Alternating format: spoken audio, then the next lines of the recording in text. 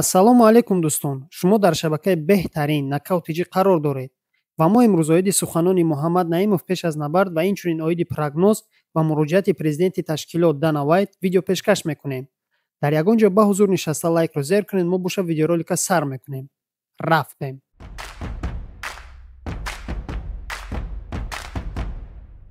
Шон Бредди мегӯяд, ки Камару Усман сазовори гирифтани набарди унвонӣ нест.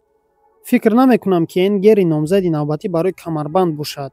Барои ӯ ягон имконияте вуҷуд надорад, вале Камару Усман аз ҳама камтар сазовори муҳорибаи унвонӣ аст. Ман намедонам, ки чӣ тавр дастаи Махачев ӯро ба сӯи унвон мекашонад. дӯстии муштарак, як менеҷер, мефаҳмам, ки онҳо чӣ кор кардан мехоҳанд, аммо ин кор бемаънӣ аст. ба фикри ман, Майкл Моралес беҳтарин вариант барои набарди унвонӣ шудан метавонад. ғалабаҳояш 19 то аст, ҳеҷ мағлубияте надорад ва номзади асосӣ барои камарбандро, ки ман будам, мағлуб кард. Албатта дӯстон, ман бо гуфтаҳои Шон Бредди розӣ ҳастам. Камару Усман набояд барои набард ба Ислам Махачев набард гузаронад, аммо ҳамаи ин дар дасти матчмейкерони UFC мебошад. ва ҳамчунин Али Абдулазиз кӯшиш дорад, то ки ин набард баргузор шавад, чунки ӯ 2 баробар зиёд пул ба даст меорад.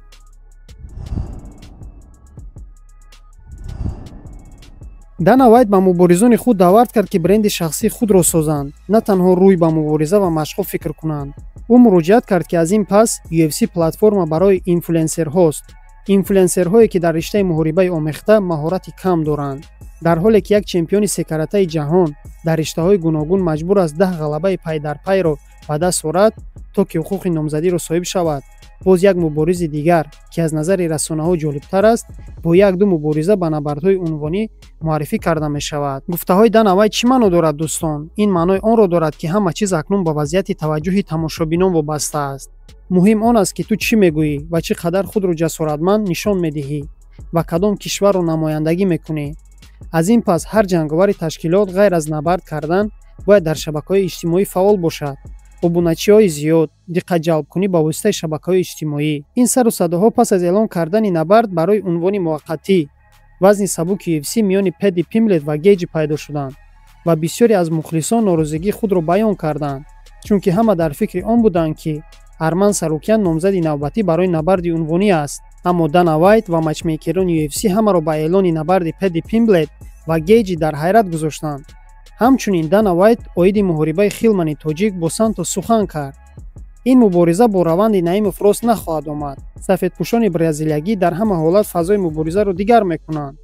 ӯ ба Наимов имкон нахоҳад дод, ки дар масофаи бехатарии худ биистад ва ҳисобашро иҷро кунад. ман мебинам, ки Сантос бо фишори вазнин, зарбаҳои сериявӣ ва эҳтимолан бори аввал дар корномаи Наимов ӯро ба замин мерасонад. фикр мекунам Майрон Сантос бо нокаути техникӣ дар давоми даври дуввум ё аввали даври сеюм бар Муҳаммад Наимов пирӯз мешавад.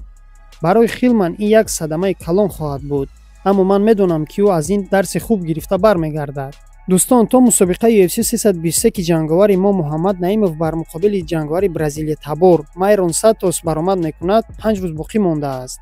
Муҳаммад Наимов айни ҳол дар Лас Вегас қарор дорад ва биён якҷоя суханҳои Хилмани тоҷик Муҳаммад Наимовро гӯш мекунем. алҳамдулиллоҳ, мо дар ҳафтаи мубориза дар Вегас ҳастем. иншоаллоҳ ҳафтаи хуб дар пеш аст. васоити ахбори умма, партофти вазн ва мубориза рӯзи шанбе. ҳамаи инро бо дили пурра дӯст медорам. ба ҳама чиз омодаам. дӯстон, маълумот каме оиди Сантос. Сантос як ҷанговари техникӣ буда, зиёда аз 40% ғалабаҳои худро тавассути таслимкунӣ, яъне сабмишн ба даст овардааст. ин муҳорибаи воқеан ҷолиб хоҳад буд. лоукикҳои сахти Наимов муқобили маҳорати сабмишнии Сантос. агар Муҳаммад дар ин набард ғалабаро ба даст орад, ба радабандии даҳумҳои беҳтаринҳои вазни сабук наздик мешавад, яъне ба топ 10 ҷанговарони вазни сабуки ташкилот наздик мешавад. ба Муҳаммад Наимов ғалабаи дурахшонро орзумандам. шумо чӣ дӯстон? дар зери видео дастгирӣ кардани Муҳаммадро фаромӯш насозед. барои хабарҳои охирин ва таҳлили дигар аз мусобиқаҳои UFC ва ҷаҳони MMA ба канали мо обуна шавед ва зангулачаро зер кунед. тансияту хонаобод бошед.